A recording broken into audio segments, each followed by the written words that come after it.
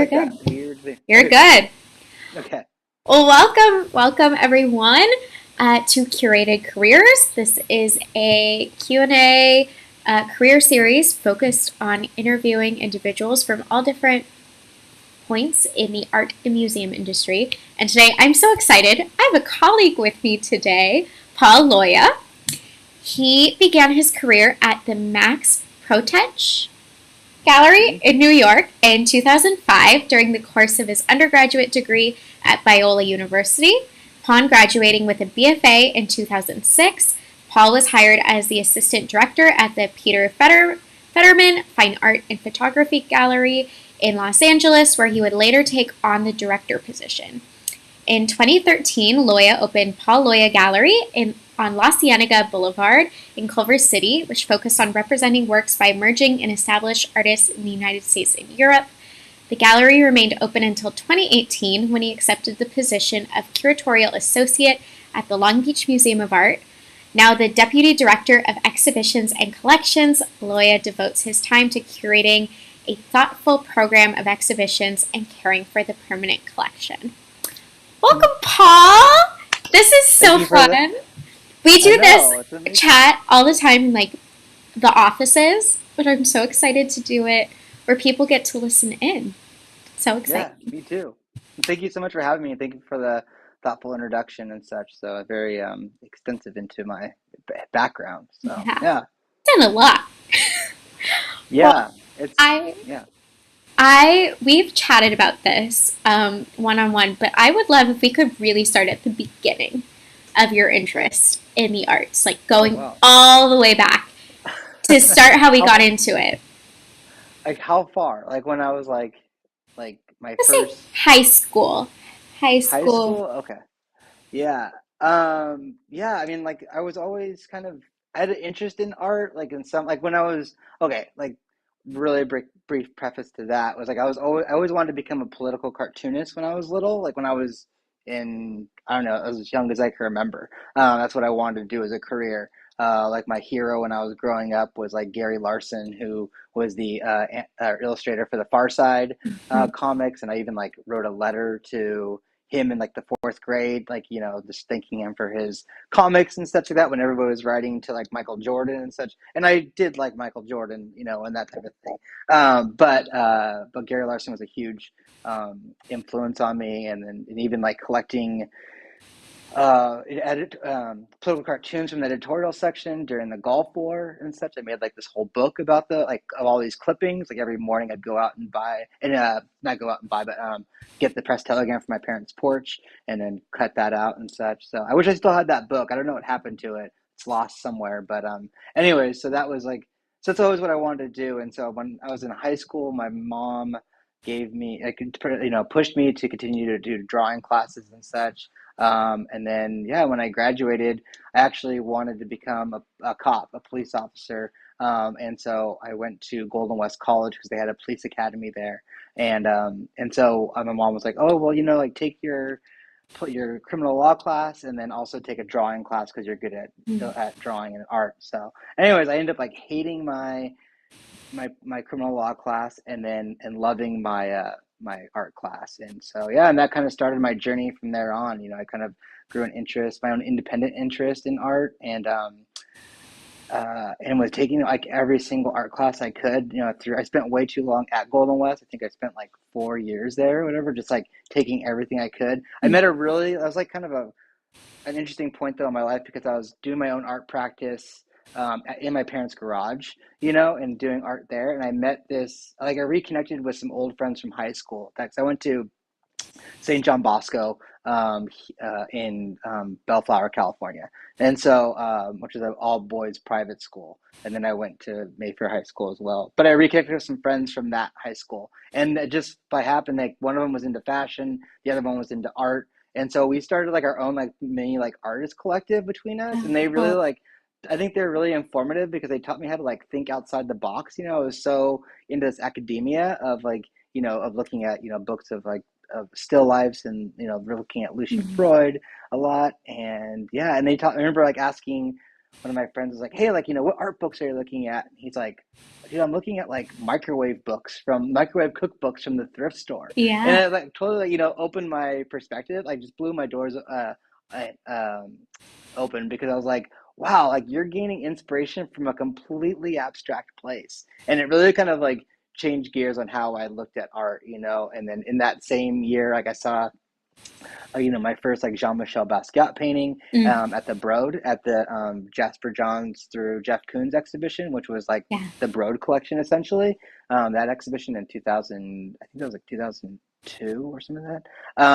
And anyways, and that was really like a turning point in my career, in wanting to devote myself to like curating shows and understanding what a curator was, because I felt the power of art, of seeing that piece of artwork, and understanding that, like, wow, like I could create exhibitions that could reflect that feeling that I was having at that moment.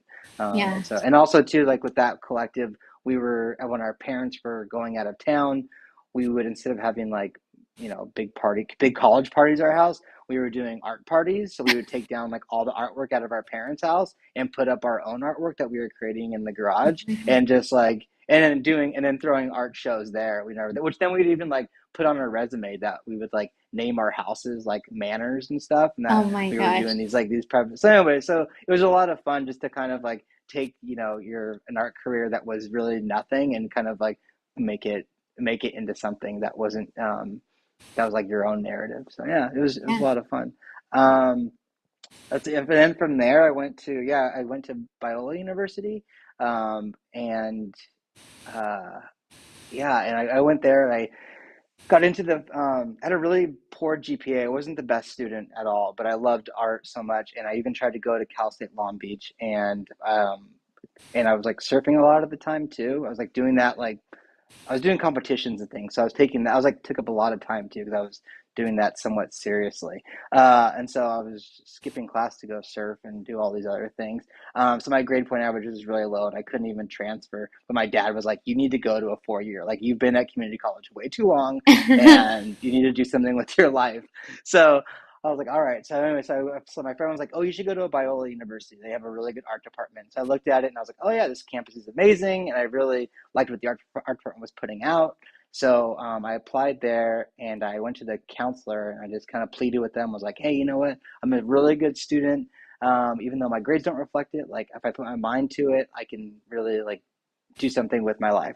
And they're like, okay, yeah, like get a 3.0 at Golden West, and then we'll see where that goes. And so anyway, so I did that, and I got into the program, and I remember, like, this will date me, because I even had to like turn in my portfolio, which was all on slides. Like I Uh-huh. had to go to the photo house and get all like and shoot all my artwork that I was doing, and then like and put it onto slides, and then mail that into the art department.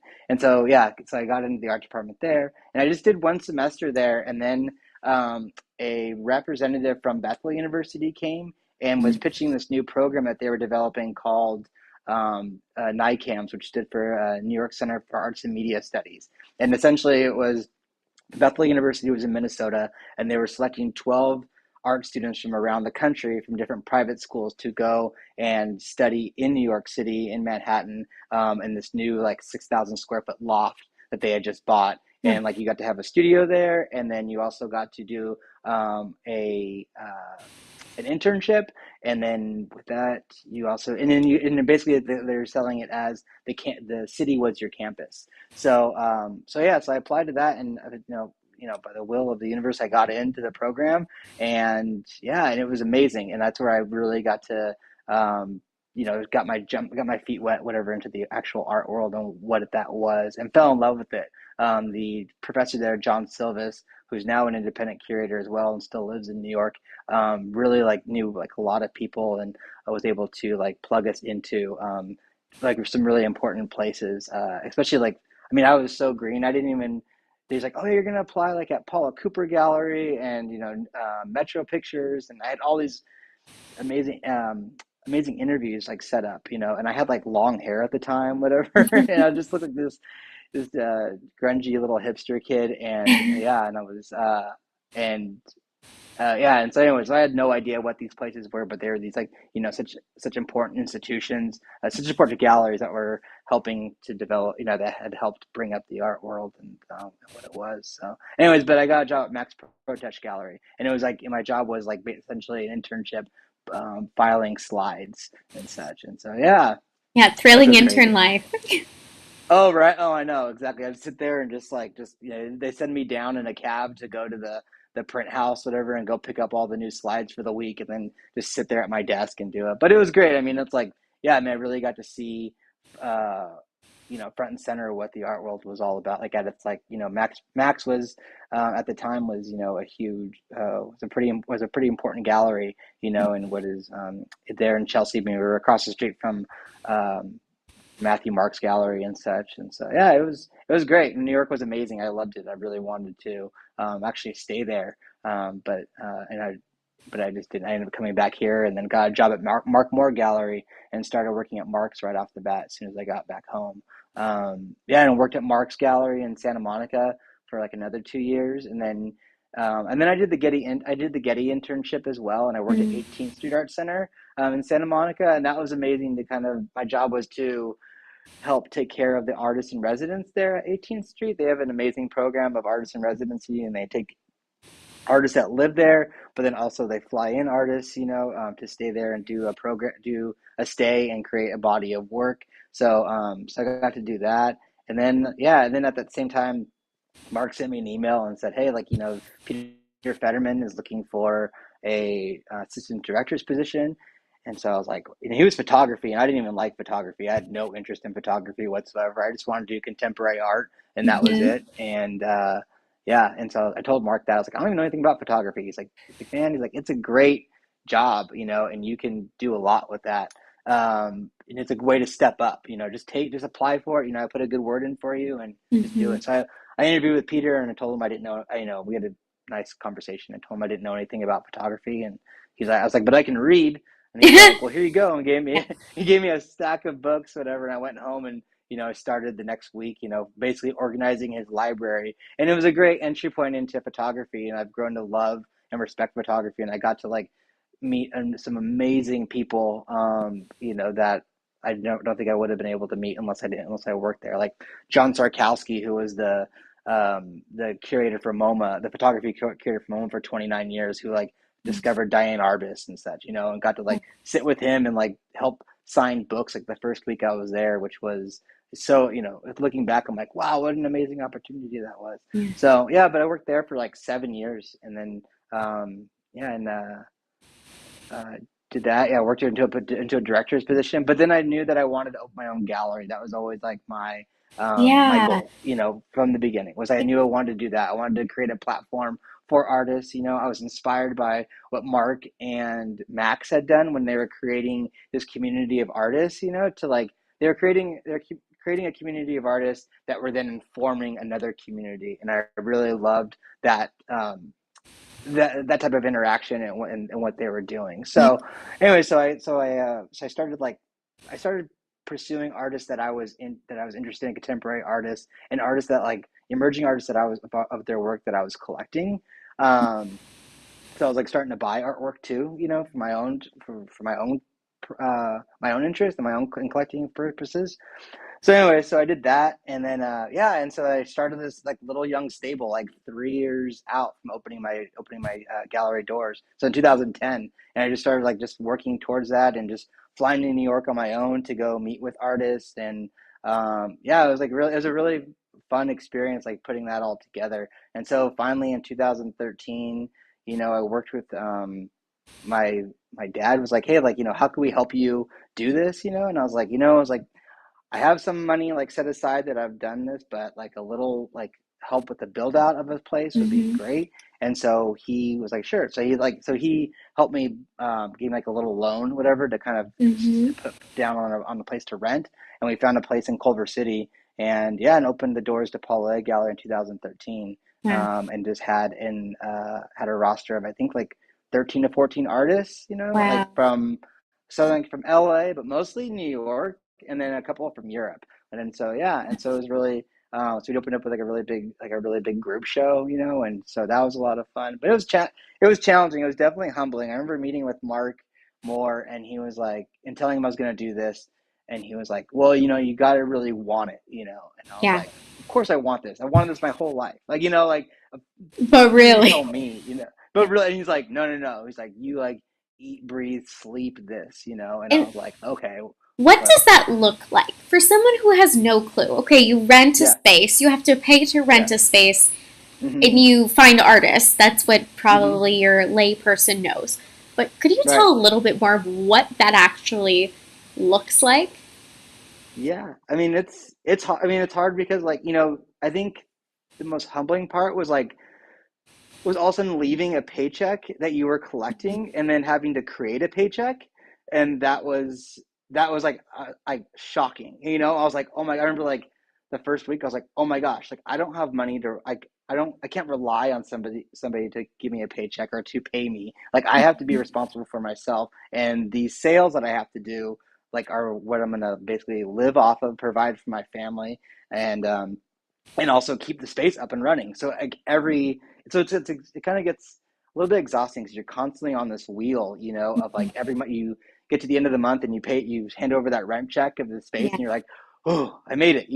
And then it's like fine, then like day, whatever month, day one of that month, whatever, you're just back on that cycle again, whatever, and trying to do that grind. So it's definitely a grind because you're never, I think you realize that like every minute of the day is an opportunity to make a sale or to make money, Mm, and so you're just always thinking of ways to do that and to promote your artists and do and make those sales and and be able to keep the space alive and the platform alive. yeah. So yeah, and so that's like so it's definitely it's hard. It's very stressful, but at the same time it's fun because you have like your own platform that you get to do anything with. Like those problems, like you find creative ways to to make that space successful, and find different ways to make your space intriguing to the community and stuff like that. So we Yes. did a lot of, we did like shows with we did this large courtyard, so we were able to do like concerts in the courtyard and stuff, and bands played out there, DJs. I mean, we had some like pretty cool people play. We had like Anderson .Paak play Oh, there, wow. like I know, like, but it was like early on. It was before he was Anderson .Paak. It was like my one of my brothers like good friends like plays bass, and he was like, I was like, oh hey, can you come play bass for a closing party? He's like, oh sure. He's like, I'm jamming with these new guys. Like, can I bring them and play? I was like, sure. And it was like Anderson .Paak on drums, whatever. And I forgot what his name was anyway, at the time, but it was. But then now Kelsey's like part of the Free Nationals and such. So, anyways, but it was just like it was funny to look back. I wish I had that picture of like Anderson .Paak like playing drums in our little courtyard because it was So, funny. But anyways, but it was cool. It was a fun little space. how did you then, going from very much having your own art practice, then being in the Hmm. gallery space, going into the Yeah, museum world? Because for maybe yeah. those who aren't familiar watching, could you maybe touch on a little bit of the difference of the two? Also, from going from commercial Yeah. into Or just what those nonprofit. the difference is. Yeah. Oh, sure. So yeah, so commercial. So basically, like I think like my whole thing was to provide a space to educate the community, and education was always coming first. But like owning a commercial space, like you had to do sales and relied on a profit, to essentially like drive the space forward. And then going into the nonprofit, I was like, wow, like I get to actually, I didn't have to do sales anymore, which I was really happy. I could just create exhibition content and not have to rely on doing the sales part as well. It's like so it was great because then it became like education first, and the core purpose of why I wanted to do it to begin with. And so I think that was like the most like there was such a rewarding aspect of doing what I do now and working for the Long Beach Museum of Art. And I used to commute like from Long Beach. I always came back to Long Beach, even though I worked in Santa Monica like my entire career. So I spent like 13 to 14 years commuting to Santa Monica from Long Beach and driving by the museum and Yeah. thinking like, wow, it'd be so great to like work there. Not Yeah. only the commute, but just could see like I grew up going to that museum, and so it would be great to work there. And so now Yeah. working there is And I fantastic. think we should add for those who aren't familiar Yeah. with the LA landscape, it's what, an hour and a half each way? Oh yeah, To Santa easy, Monica easy. from Long Beach. Yeah, it's sprawling, Yeah, but only like 20 miles, but it's yeah. far. Oh yeah, during the pandemic, I had to go to Santa Monica to go pick something up I ordered, and it took me, I think, probably like 20 minutes, whatever, to Yep, get there from my house. yep, It was nothing. humbling. I was like, wow. So yeah, it's crazy. Yeah, But yeah, no, it's wonderful now to be able to work for a nonprofit, and I was like, in doing um this job and doing it purely for the community. I mean, that's what I love to do. So it's yeah. great. Yeah. And can we talk about breaking it down? What, in your Mhm. current role as director, deputy director of exhibitions and collections, what does that entail? What are you in charge of, and what are maybe your main projects you work on? Yeah. So my job is to oversee, like, I just, like, yeah, work with my curatorial team and overseeing, like, all the different exhibitions that we're doing and also the permanent collection. So we have so many things happening all at once that we're kind of responsible for, and that I have to make sure that everything is kind of all going smoothly. So we have exhibitions first, which is like I work with Ron Nelson, our deputy director, and he and I will put together the exhibition calendar and what those exhibitions look like. And so I kind of create the content for that, from our permanent collection, and also from the contemporary scene and art scene in LA and, like, all over, domestically, essentially, and also in Europe, but mostly, since we're a regional museum, it's pretty much Southern California and then a little bit outside of that. So I work with him, and so then I have to pitch those exhibitions to Ron, whatever, and then we kind of select the exhibitions that I've kind of put together, and we pick them, and we fit them into the calendar year for. Gosh, we're already up to almost like into 2025 right now. Yeah. So, or getting there. We have some gaps in 2024, but mostly into 2025. So it's pretty far out. And then we also have a downtown campus that we also create content and exhibitions for. So yeah, so just the exhibition itself calendar is a loaded job. But then yeah, but then also we have our projects through our curatorial department as well, like the IMLS program. Um, so I'm blanking on the what it stands for. But it's focused on, it's a large, very large grant that's 3 years long,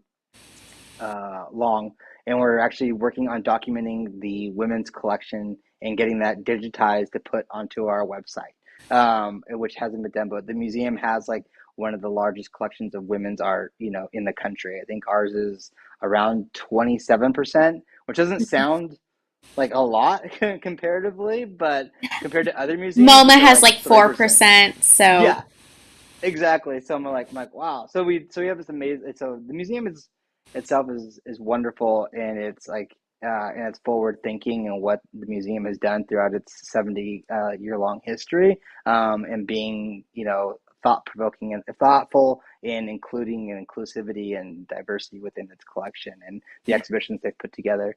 But yeah, and then overseeing, like, yeah, our prep team as well, and making sure that their projects are all can seen all the way through. Like, they're working on Tony Marsh, which is a ceramicist from Long Beach, who has basically a 30-year survey exhibition coming up in the fall. We have to do these large pedestals, so making sure, although we're at our offsite today, making sure all the pedestals are being all made and stuff like that. So yeah, so it's a lot of moving parts. I'm working with Chloe and Dylan and Megan in the education department, and, like, and co-creating, things for program and such, and which is mhm, wonderful. And so yeah, so it's a lot of moving parts. I'm working with development as well. So yeah, yeah. to making sure grants are being written and funded, and helping Iris with that. So Yeah. yeah, it's a lot of moving things, but it's great. Speaking of going back to your experience with working with artists, and because our Hmm. collection, we have some historic works, but then lots of contemporary. Could you talk about Hmm. what that looks like for you as a curator working with live people, which would be very Yeah, different from like somebody working with antiquities? Could you talk about what yeah, that process looks like? sure. Yeah, it's kind of it's kind of dizzying at times, whatever, because you have to keep your eyes like everywhere. And I feel like they're always trying to play catch up into what is happening. But also, like when I came into this job, I knew there's a list of artists too that I felt like that were being overseen and not shown, in institutions. So like going, because I feel like sometimes institutions they just kind of cycle through different artists within different into different genres. Like I always feel like the street art um, scene is like all or genre is always like you always see like Shepherd Ferry exhibitions and Banksy exhibitions, and I was like, there's so, and I grew up in that time era, at the beginning of that. And I was like, oh my gosh, like there's so many artists out there that we could be showing, so that the institutions aren't showing. And for whatever reason, uh, yeah, so for whatever reason they're not. And so that's why we did like Tristan Eaton's exhibition. He's been huge in what the street art um, scene was, in the early 2000s, so what his contributions were to that. So anyway, so I think it's like yeah, but just keep my eyes everywhere. I recently got to meet some amazing artists, especially through the exhibition Love Line, like artists that I wanted to work with, and through this exhibition I was able to work with them, like Greg Ito, Mario Ayala, Alfonso Gonzalez Jr., Devin Reynolds, and such, Jaime Munoz, and especially like Tita Whitney Lay. Like so anyway, so that's been a great opportunity to work with them. And Greg's actually been amazing, and I mean he has such an amazing community that he's kind of put together through his with his wife. He has his gallery So and Taylor, and so he's really been an advocate and like trying to open doors for me to kind of to pursue more artists and introduce me to other people and kind of get the Mhm. museum out there. So, but yeah, but it's crazy. Yeah, it's having, especially through social media now. It's like you have to go. There's so many different outlets to see so much art. I try to get to as many openings as I can, Mhm. and I also try to see as much things. But Instagram's a huge help in that. I'm able to see so many things. Even if I'm not there, I can still see people who are at openings and such and see exhibitions. But I try to get out as much as possible. So Yeah. yeah, And but. then what does it look like?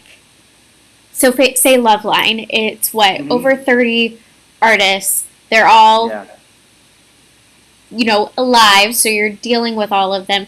When it comes to like the behind the scenes of curating a show, what does that look like when you're working with Mhm. all of them? You come to them, you have the initial idea. How does it Mhm. go from there?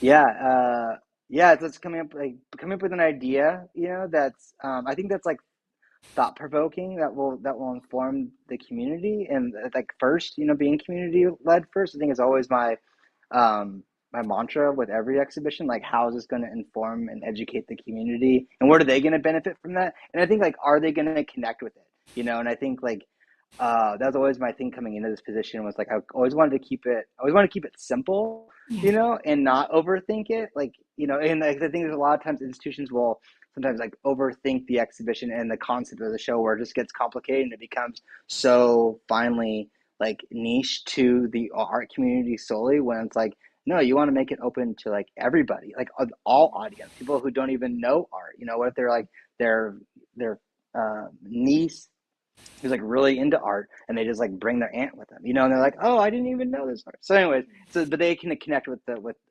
show. So that's always going first. But yeah, but then I write a thesis for that, and then yeah, and then I start like just pitching it to the artist, put a list of artists together that I think will fit that thesis and that and its final work, and yeah, and kind of go forward from there. And sometimes it's an artist too that will spark an idea. Like there was a show we put together called Thread, which was contemporary the contemporary fiber community, and I was inspired by Luis Flores's work. He does like self portraits of himself as sculpture in um, uh, what's it called?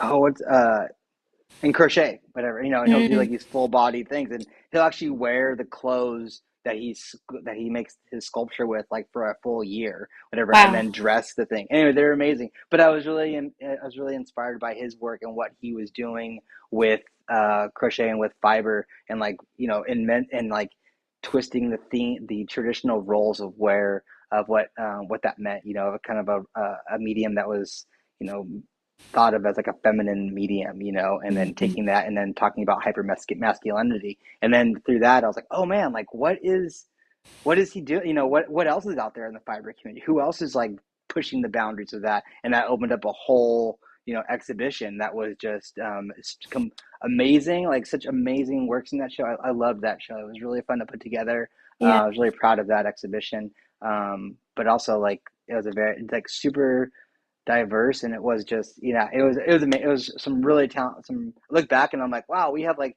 Jeffrey Gibson in that exhibition like early on, and um, Diedrich Brackens, and Tanya Aguiniga and stuff. Some other artists that hadn't been shown like in an institution, like Terry Friedman, and stuff. So anyway, so it was really fantastic. My picture's So, getting really dark. 'Cause yeah. Do you want to go turn on a light? We can pause. yes. Go ahead. Okay. Hold Go ahead and on. turn on a light. By the way, I didn't get to see that thread show, but now that I work at the museum, for all who are listening, I've seen so many pictures of it, and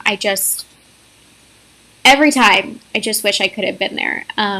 Stuff hanging from the walls in different interesting ways. Um, really, really fabulous. And I'm going to give, while he's waiting, Paul some props because his shows are so thoughtfully done. And as we have conversations one on one, which is the fun thing about knowing him, um, he's really invested in the community in a way that I haven't talked to a lot of curators who are. Um, that we care about our specific community, not just like Los Angeles, but Long Beach, which is props to you. Oh, That's thank you. very Sorry about that. thoughtfully done. That's I don't have the okay. best light either. I just have my son We can has like see you. all. Okay, good. He has like all of his Halloween stuff up, and so we took down all of our lights in his room, so it could be super spooky. I have like a 5-year-old, so anyways. Yeah. Oliver will come to family art making. Paul will bring his son, and it's always Halloween themed. And he did a Reaper the last time, and he was beaming showing it. It was very sweet, and Thank you. No, Oliver's great. So yeah, he's but great.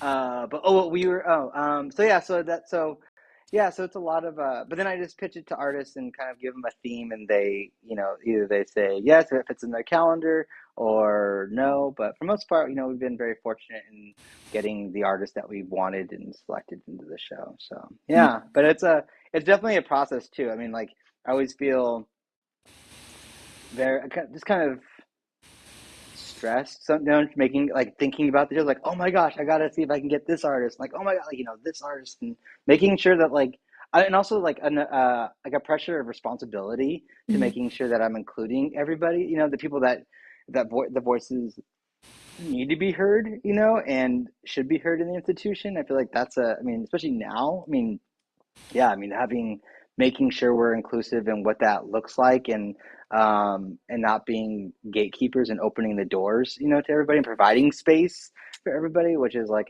which makes me like really enjoy my job even more, because I feel it could be challenging at times, through the structure of institutions and such, and Yeah. just making sure, and fighting against, the system at lay, at B. And so, yeah, but it's cool. It's What cool. are some tangible ways that you do that? Or when you're Hmm. in process, what are some ways you approach that? Trying not to gatekeep or whatever it may be. How do you approach that?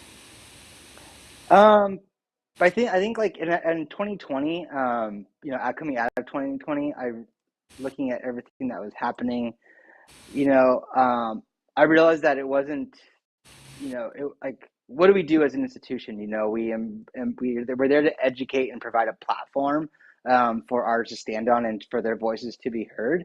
And so I was like, like we need to take a step back and making sure that like it's not our agenda, that's being shown, that it's like that it's the artist's vision and the artist's voice is being heard first and foremost. And so I think that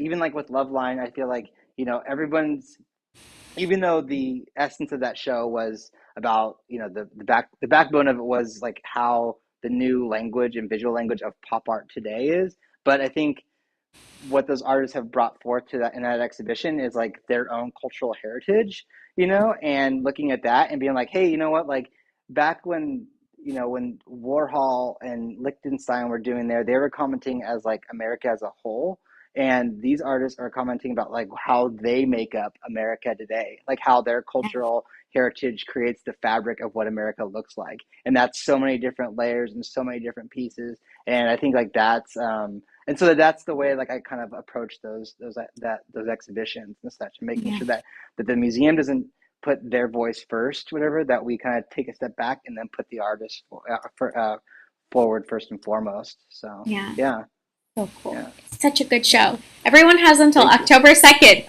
to go see it. Yeah. Thank Um, you.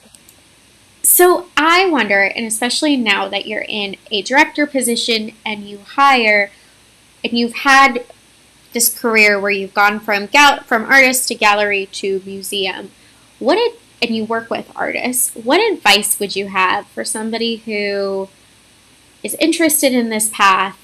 And we'll start with that, and then I'll have on the flip side of advice for artists.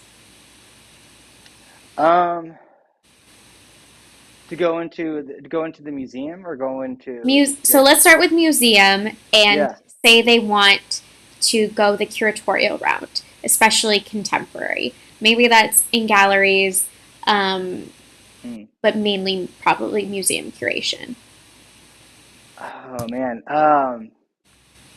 That's tough because because I didn't really come the traditional route, into this position. I came from a commercial Yeah, route into the, and I didn't, and the position kind of fell into my not into my lap essentially, but it just kind of like I kind of let my guard down and my ego down, and I kind of gave it to the universe of like, okay, like because when I closed my gallery space, um, the space on La Cienega, I was kind of like, okay, like I'm gonna do this pop up, in these pop ups in Silver Lake, but I actually have more time to do another part time position. But I'm like, what do I want to do with my life? I kind of hit this apex of like what I had to put my goal to be, um, and then I was kind of like, well, now what do I do? Like, like where yeah, do I go? And I kind yeah, of gave it like, well, like whoever is gonna hire me, or wherever I'm gonna work, they're gonna have to like my uh see what I've done, and be able to kind of think outside the box. And luckily I met, I applied to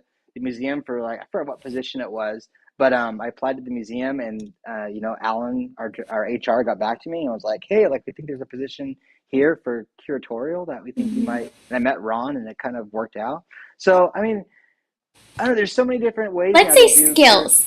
Maybe what skills. Okay, skills? sorry. Let's say Yeah, yeah, yeah, somebody is just going into college or coming out and they're interested in this. Since you hire, what would you look for or say to develop, skills to develop? yeah. I'd say like being outgoing. What they've done independently. I think out think not just in academia, but like what show like if they're going out on their own and putting together exhibitions that are kind of like outside of the box, and doing things like on yeah independently outside of like what the schooling is, or and doing like pop ups. I mean, there's so much. I think there's so much ability to go out and do your own thing, and you can go rent spaces, and put together collectives. And I think like that is like that's something I would look for in a resume of somebody like, oh wow, like you went and did this, but also like doing residencies like other Mm, places too. I know people that we've hired for some of our internships. That's always impressed me. Like they've gone abroad and gone overseas and helped, with at other institutions and museums, working at other nonprofits, and just kind of learning the skill sets of of how you can benefit your community. I think like that's a big thing. But I think, yeah, I mean, number like one and two is like doing things independently, and then also, yeah, doing like a study abroad or something like that. I think is like mm, super impressive, and I think helps you grow as a person, mhm. not just like academically wise, but also just for as yourself as a person finding yourself. I mean, you've done your fair share of that as well, and Yeah, so and it a helps lot of you us have. grow into yeah, and it's great. I mean, it's like when I was going to school, it wasn't the case. A lot of that wasn't like a big thing that people were doing so much. So yeah, Yeah. but yeah. Yeah. What else would you say of you're looking for somebody who's applying specifically for curatorial. Maybe they've come from another aspect of the museum world. What are maybe Hmm. some transferable skills that you would say to really develop or highlight? Say somebody's worked in development or education, but their passion Hmm. is education. I mean, curation. How would you pitch that? uh, I would look for I think like organization, Mm, whatever, and being able to multitask. I think my job, like I've even my curatorial assistant Amanda and then my registrar Susie, they both like have their hand in so many things, like being able to multitask and do multiple things at once, and they're both very organized people, and I mean I I thank God for them every day because I'm like, 'cause I'm not we always all really do. organized, but no, but then I'm like, oh my gosh, like thank you so much for doing that. And so, anyways, but so I think like those are like some really good skill sets, and like I can't like if the person was coming over and they had like they were had a a passion for curation. I think like having a keen eye, for art, and what that looked like. That could look like in so many different things. But if they brought it to me like, oh, you should look at, I'm looking at this artist, and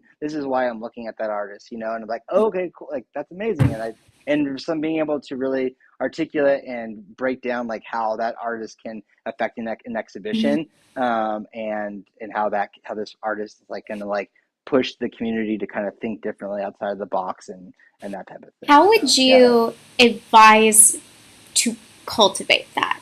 Because that's Mm. something that feels like it can, but also feels innate. So, how would you recommend someone say they're just starting out and they're thinking maybe 4 years down the line? How would you Yeah. Uh, approach that?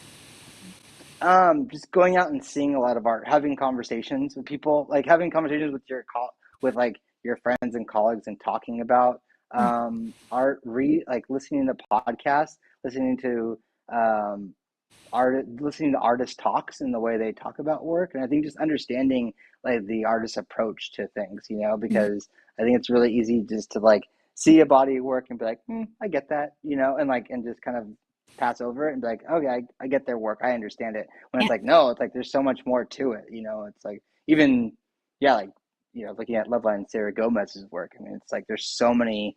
I mean, the piece that we have, Cry, in the show is amazing, of the tents with the screen and everything. But then I went and saw his work at Francois Gabaldi Gallery, and that was just like, I mean, there's so many different layers, so many different aspects of that show. But I mean, just getting out there and seeing the work, continually over and over again, I think seeing as much as you can is the best way to do that, because the more you see, the more you understand, the more you can kind of critique things. And I think having those conversations with your friends about like art, going with friends to see shows and just having those conversations, because then it helps you talk about it, and then you start breaking down those ideas of what's happening. So yeah, yeah. yeah. Well, I think at this point, we already have a question, so we should Okay. open it up to questions. So those who are watching can drop them in the chat. Have a question. Would I need to go out and get a master's in museum field to be a curator?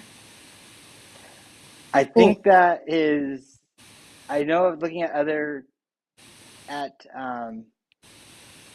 resumes, I know that is looked highly upon, that you do, people do look for that you have a master's, and some places actually require that.